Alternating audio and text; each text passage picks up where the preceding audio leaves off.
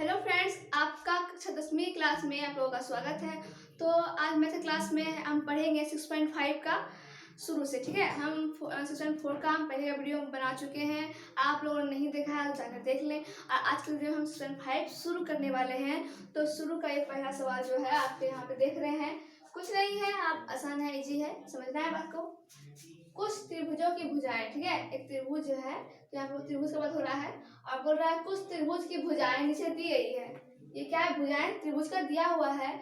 निर्धारित कीजिए कि इनमें से कौन कौन से त्रिभुज समकोण त्रिभुज है। आपको क्या बोला? ये जो है आपका एक नंबर उतारे हैं, आपको इसी तरह से चार सवाल दिए हुए हैं। तो बोला गया है कि चारों में से कौन समकोण त्रिभुज है, ठीक है। और इस स्थिति में कर्ण की लंबाई भी लिखी है। तो समकोण त्रिभुज हमारा होता कैसा है, पहले हम ये देख लेते हैं। तो समकोण त्रिभुज हमारा कैसा होता है? तो ऐसा होता है, ठीक है। इसे हम क्या कहते हैं? कर्ण कहते हैं, ठीक है। ऐसे हम कहते हैं लंब, ऐसे हम कहते हैं आधार, ठीक है। इसको हम कर्ण, इसको लंब, इसको आधार कहते हैं, ठीक है। ये आपका त्रिभुज हो गया है। अब यहाँ पे क्या बोला कि क्या ये समकोण त्रिभुज है और इसका कर्ण क्या है। तो आप जान लीजिए कर्ण हमारा क्या होता है, जो भुजा तीनों में सबसे बड़ा हो, जो आपका सबसे बड़ा हो वो हमारा कर्ण हो जाएगा। यहाँ पे तीनों में सबसे बड़ा कौन है? तो 25 है, यानी कि हमारा कर्ण क्या हो जाएगा? 25 हो जाएगा, ठीक है, 25 सेंटीमीटर, ठीक है। कर्ण हो जाएगा 25 सेंटीमीटर। और उसके बाद जो ये जो हमारा बचा, तो इन दोनों को हम कुछ भी मान सकते हैं, चाहे इसको आप आधार मान सकते हैं या लंब भी मान सकते हैं। इसे आप आधार या लंब कुछ भी, मतलब इस दोनों जगह में जो है हम कुछ भी मान सकते हैं, लेकिन कर्ण हमेशा हमारा वही होगा जो सबसे बड़ा हो। तो 25 सबसे बड़ा है, तो ये हमारा कर्ण हो जाएगा। बाकी आधार और लंब में हम कुछ भी ले सकते हैं, ठीक है। जैसे कि हम मान लीजिए आधार में हम ले रहे हैं 7 और लंब में हम क्या ले लेंगे? 24। आप चाहे इसको यहाँ भी ले सकते हैं, ठीक है, कोई दिक्कत नहीं है। सिर्फ कर्ण आपका इंपोर्टेंट रखता है। तो यहाँ हम लिखेंगे पाइथागोरस प्रमेय के अनुसार, पाइथागोरस प्रमेय के अनुसार, ठीक है। पाइथागोरस प्रमेय ने बताया था कि कर्ण का वर्ग जो होता है, इसने बताया था कि कर्ण का वर्ग शेष दो भुजाओं के वर्गों के योग के बराबर होते हैं। यानी कि कर्ण का क्या बोले? वर्ग शेष दो भुजा, यानी कि लंब और आधार दो भुजा है, शेष दो भुजाओं के वर्ग और इसके योग के बराबर होता है। तो आप समझ गए होंगे, कर्ण का वर्ग शेष दो भुजाओं के वर्गों के योग के बराबर होते हैं, ठीक है। ये हो गया। अब हम क्या करेंगे, आप मान बैठा लेंगे और चेक करेंगे। तो कर्ण क्या है हमारा? 25 का स्क्वायर, और लंब क्या है? 25 का स्क्वायर, और आधार क्या है? 7 का स्क्वायर। 25 का स्क्वायर आपका 625 आ जाएगा, और 24 का स्क्वायर आपका 576 आ जाएगा, और 7 का स्क्वायर आपका इतना आ जाएगा 625, और इसको जोड़िएगा आपका कितना आ जाएगा? 625। तो आप क्या देख रहे हैं कि पाइथागोरस प्रमेय ने कहा था कि इसका जो वर्ग होता है शेष दो भुजा वर्गों के योग के बराबर होता है। तो आप यहाँ पे क्या देख रहे हैं कि कर्ण का वर्ग शेष दो भुजा वर्गों के योग क्या है? बराबर है। दोनों तरफ क्या हो गया? बराबर हो गया। और जब हमारा बराबर हो जाए इसका मतलब क्या है? वो समकोण त्रिभुज है। यदि हमारा ये चीज बराबर अगर नहीं होता है, ये इसके अगर बराबर नहीं है, तो वो हमारा समकोण त्रिभुज नहीं कहलाएगा। और यदि बराबर हो जाता है तो वो समकोण त्रिभुज कहलाता है। तो यहाँ हम लिखेंगे जो कि सत्य है, मतलब कि सत्य है, समकोण त्रिभुज है, जो कि सत्य है, अतः दी गई भुजाएं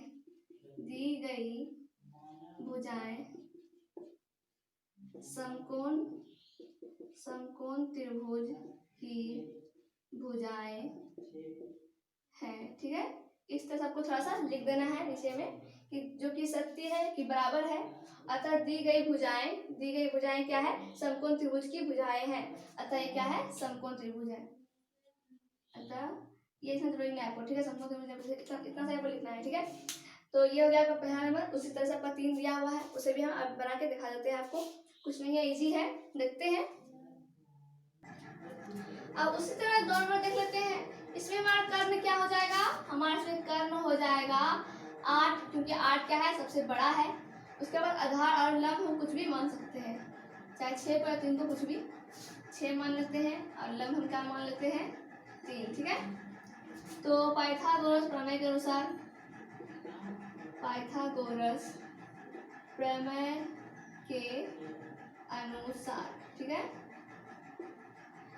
क्या होता है, कर्ण का वर्ग बराबर लंब का वर्ग प्लस आधार का वर्ग, ठीक है।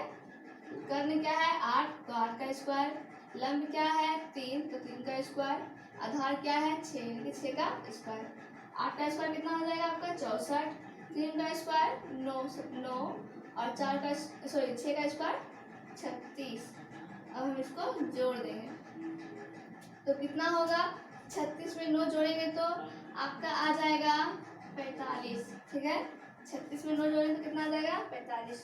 तो ये दोनों हमारा क्या है, बराबर नहीं है, अतः ये हमारा समकोण त्रिभुज नहीं बन रहा है, नहीं हो रहा है, ठीक है। यहाँ लिखेंगे जो कि सत्य नहीं है, अतः दी गई भुजाएं, ठीक है, ये आपका क्या है भुजाएं है, ठीक है। दी गई भुजाएं समकोण त्रिभुज की भुजाएं नहीं है, त्रिभुज की भुजाएं।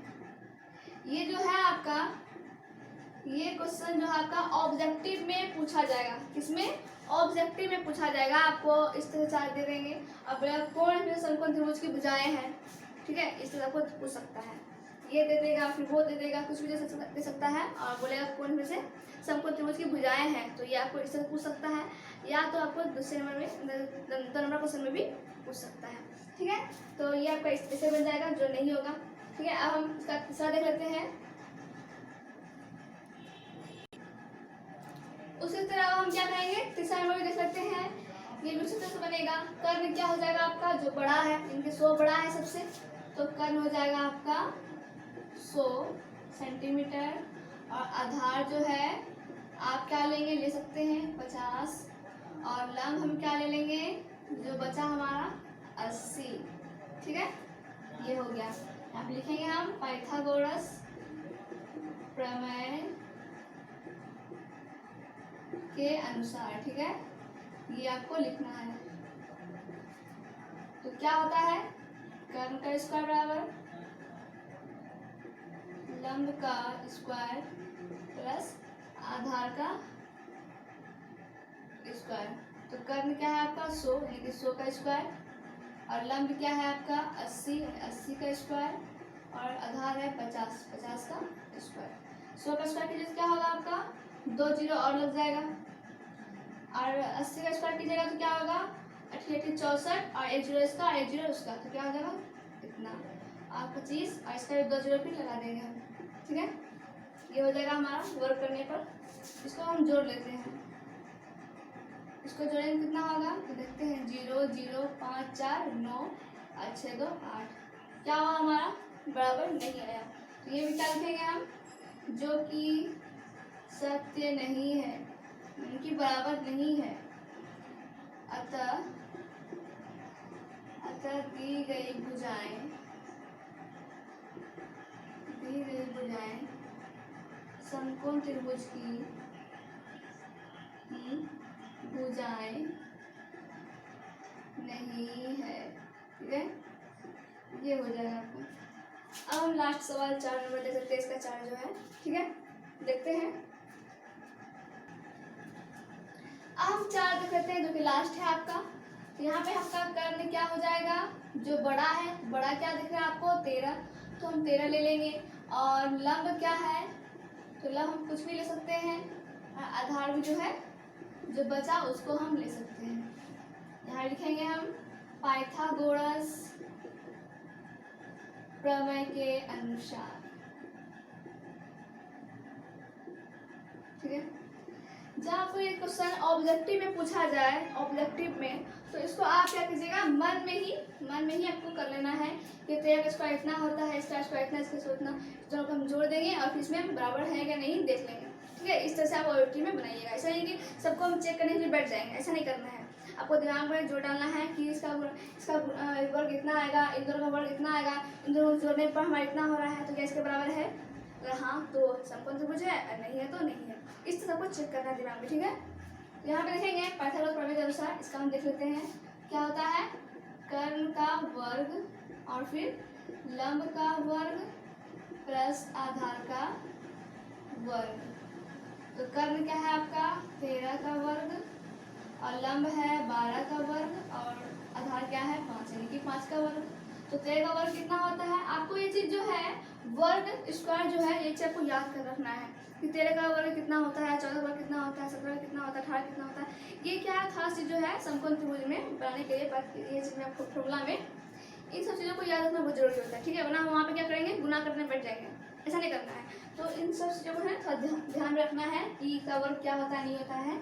फिर भी हम 20 तक क्या करेंगे याद रखेंगे, ठीक है। तो 1 का वर्ग कितना होता है इतना, 12 का वर्ग 144 और 5 का वर्ग 25, ठीक है।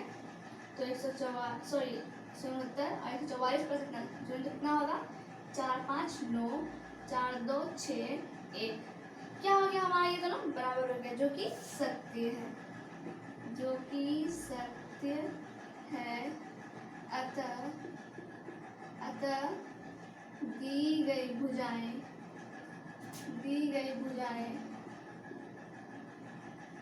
समकोण त्रिभुज की भुजाएं हैं, समकोण त्रिभुज की भुजाएं है, ठीक है।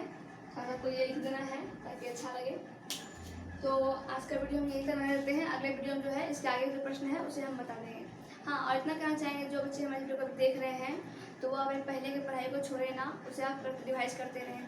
कोई चीज़ आगे पढ़ रहे हैं और प्रैक्टिस कर रहे हैं तो पहले का चीज़ भी आपको ध्यान में रखना चाहिए, तभी आप आगे बढ़िएगा तो वो आपको मदद करेगा पहले का चीज़, ठीक है। तो उसे आप रिवाइज करते रहें और सब विषय पढ़ें लेकिन मैथ में खास करके ध्यान देना है, ठीक है। और मेरे इस वीडियो को अगर आप पसंद करते हैं या पसंद आया तो लाइक सब्सक्राइब जरूर कर लें। Thank you.